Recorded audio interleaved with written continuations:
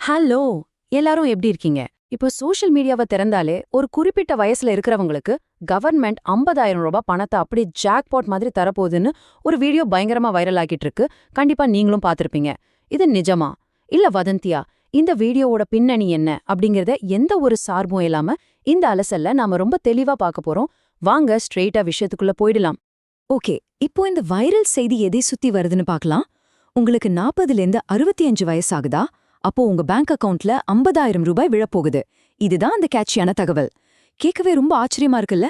ஒரு சாதாரண மனுஷனுக்கு திடீர்னு இவ்ளோ பெரிய தொகை கிடைக்கும்னா அது எவ்ளோ பெரிய விஷயம். அதனாலேயே இந்த நியூஸ் எல்லார் கவனத்தையும் ரொம்ப ஈஸியா இழுத்துடுச்சு. அந்த ஒரிஜினல் வீடியோல நேரடியா சொன்ன வாக்கியம் என்னன்னா, 40 வயசுக்கு மேல, 50 வயசுக்கு மேல, அப்புறம் 65 வயசுக்குள்ள இருக்கிற பேங்க் அக்கவுண்ட் வச்சிருக்க எல்லாருக்கும் ரூ. 50,000 வரைக்கும் உதவித்தொகையா அக்கவுண்ட்ல வந்து சேரும். இத கேட்கும்போது கவர்மெண்ட் ஏதோ மாபெரும் இலவச திட்டத்தை அறிவிச்சிருக்காங்களோன்னு தோணுது இல்லையா? ஆனா மேலோட்டமா பாக்குறத விட இதுக்குள்ள நிறைய விஷயங்கள் ஒளிஞ்சிருக்கு.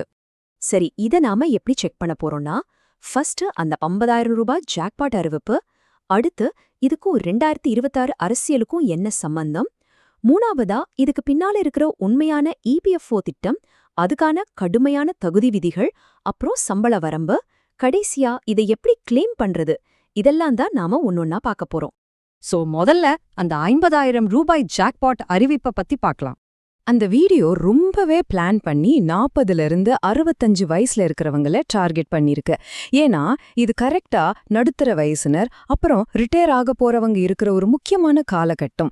இந்த டைம்ல திடீர்னு ஒரு பெரிய அமௌண்ட் கிடைக்கும்னு சொன்னா அது அவங்க மத்தியில ஒரு பெரிய சந்தோஷத்தை உருவாக்கும். இத ரொம்ப சரியா புரிஞ்சுக்கிட்டு தான் இந்த தகவலை பரப்பியிருக்காங்க. இப்போ ஒரு ரொம்பவே இன்ட்ரெஸ்டிங்கான பகுதிக்கு வரலாம். இந்த பெரிய தொகைய ஒரு முக்கியமான ஃபியூச்சர் பாலிடிக்ஸ் கூட இணைச்சு பேசுறாங்க. இத கொஞ்சம் கவனமா கேளுங்க. நாம இங்க எந்த ஒரு கட்சியோ நபரையோ ஆதரிக்கவோ எதிர்க்கவோ வரல. அவங்க என்ன சொல்றாங்களோ அத அப்படியே பாக்குறோம். அதாவது 2026 சட்டமன்ற தேர்தல் முடிஞ்சு நடிகர் விஜய் முதலமைச்சரா பொறுப்பேற்றதுக்கு அப்புறமா தான் இந்த ரூ. 50,000 அறிவிப்பு வெளியாகும்னு அந்த வீடியோ ரொம்ப ஆணித்தரமா சொல்லுது. ஆக ஒரு ஃபினான்ஷியல் விஷயத்த முழுசா ஒரு அரசியல் எதிர்பார்ப்போட ரொம்ப ஸ்ட்ராங்கா முடிச்சு போட்டிருக்காங்க.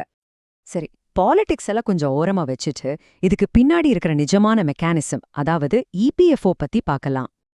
அந்த அரசியல் விஷயத்தை எல்லாம் தாண்டி பார்த்தா அவங்க உண்மையிலே எதை பத்தி பேசுறாங்க தெரியுமா? நம்ம மத்திய அரசோட கட்டுப்பாட்டுல இருக்கிற இபிஎஃப்ஓ, அதாவது தொழிலாளர் வருங்கால வைப்பு நிதி நிறுவனத்தோட ஒரு திட்டத்தை பத்தி தான்.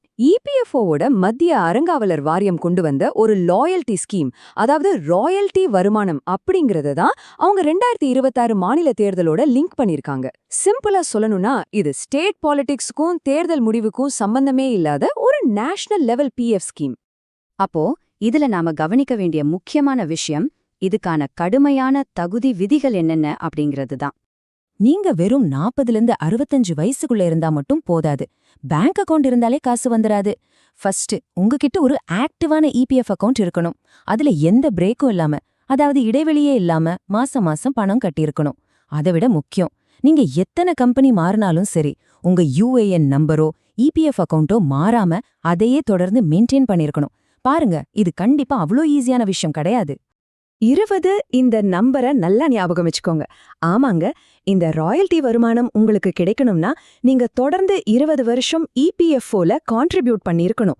இதுதான் அந்த வீடியோல இருக்கிற ஒரு பெரிய கண்டிஷன்.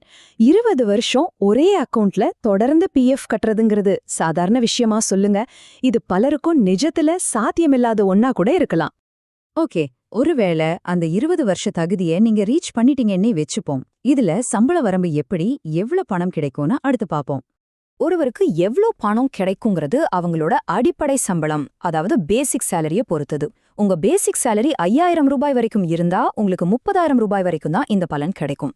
அதுவே உங்க பேசிக் சேலரி 5,001 10,000 மேல இருந்தா மட்டும்தான் அவங்க சொல்ற அந்த ரூ. 50,000 வரையிலான மேக்சிமம் பெனிஃபிட்ட நீங்க வாங்க முடியும். இந்த 2 ஸ்லாபுக்கும் இருக்கிற வித்தியாசத்தை பாத்தீங்களா? அந்த ரூ. 50,000 பெரிய ஜாக்பாட் அமௌண்ட் கண்டிஷன்ஸ் எல்லாத்தையும் ஃபுல்ஃபில் பண்ணி பேசிக் சேலரி ரூ. 5,000 மேல வாங்குறவங்களுக்கும் மட்டும்தான். சோ எல்லாருக்கும் 50,000 அப்படிங்கிறது சும்மா ஒரு கேட்சியா இருக்கணும், நிறைய வியூஸ் போகணும் அப்படிங்கிறதுக்காக வைக்கப்பட்ட தலைப்பு தாங்கிறது நமக்கு ரொம்ப தெளிவாவே புரியுது. இப்போ ஃபைனல் பகுதிக்கு வந்துட்டோம். இந்த பணத்தை கிளைம் பண்றதுக்கான அடுத்த கட்ட நடவடிக்கைகள் என்னன்னு பாப்போம். அந்த வீடியோல சொல்லப்படுற முக்கியமான 2 ஸ்டெப்ஸ் இதுதான். 1, இத பத்தி கவர்ன்மெண்ட் ஒரு அதிகாரப்பூர்வமான அரசாணைய, அதாவது ஜிஓவை ரிலீஸ் பண்ணணும். அந்த வீடியோல இந்த மாச கடைசியில அது வந்துடும்னு சொல்றாங்க. ஆனா அந்த அரசாணை வர்ற வரைக்கும் நாம எதுவும் பண்ண முடியாது. 2வது, அப்படி அரசாணை வந்துருச்சுன்னா, நீங்க இப்போ எந்த கம்பெனில வேலை பார்க்கறீங்களோ, அந்த கம்பெனி மூலமா தான் இந்த ராயல்டி வருமானத்தை கிளைம் பண்ண முடியும். ஸ்ட்ரெயிட்டா பேங்க்ல போய்லாம் வாங்க முடியாது. இப்போ நாம ஒரு முக்கியமான கேள்வியோட இதை முடிக்கலாம். சோஷியல் மீடியால வர்ற இந்த மாதிரி பாலிடிக்ஸ் கலந்த பிரம்மாண்டமான அறிவிப்புகளுக்கு கவர்மெண்ட் உண்மையாவே அரசாணை வெளியிட்டு அதை நிஜமாக்குமாங்கிறத நாம வெயிட் பண்ணி தான் பார்க்கணும். ஆனா அதை விட முக்கியமான விஷயம், உங்களோட 20 வருஷ இபிஎஃப் ரெக்கார்ட்ஸ் எல்லாம் பெர்ஃபெக்ட்டா இருக்கா? இன்டர்நெட்ல வர்ற இந்த மாதிரி வைரல் வதந்திகள் எல்லாம் தாண்டி உங்களோட சொந்த ஃபைனான்ஷியல் பிளானிங்கை நீங்க சரியா பண்ணிருக்கீங்களான்னு கொஞ்சம் யோசிச்சு பாருங்க. இன்னொரு